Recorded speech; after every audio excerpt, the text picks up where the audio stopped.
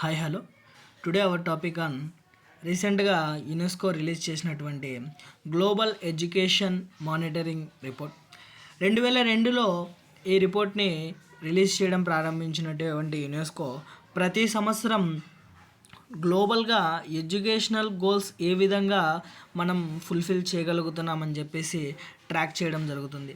రీసెంట్గా రిలీజ్ చేసినటువంటి రిపోర్ట్లో 272 మిలియన్ కిడ్స్ ఇప్పటికీ స్కూల్కి దూరంగా ఉన్నారని చెప్పడం జరిగింది.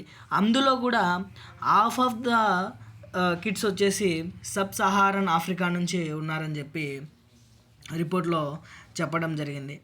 మనము ఎస్డిజి గోల్స్ పెట్టుకున్నాం, సస్టైనబుల్ డెవలప్మెంట్ గోల్స్, ఇవి 17 ఉంటాయి. అందులో ఎస్డిజి 4 ఎడ్యుకేషన్ గురించి చెప్తుంది.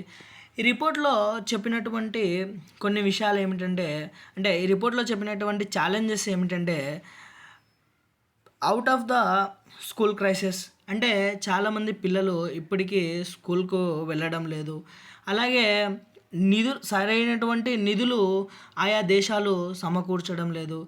ఎంతమంది పిల్లలు ఉన్నారో అందుకు తగినట్టుగా టీచర్స్ లేరు. ఇన్ఈక్వాలిటీ కూడా చాలానే ఉంది. ఇవన్నీ రిపోర్ట్లో చెప్పడం జరిగింది.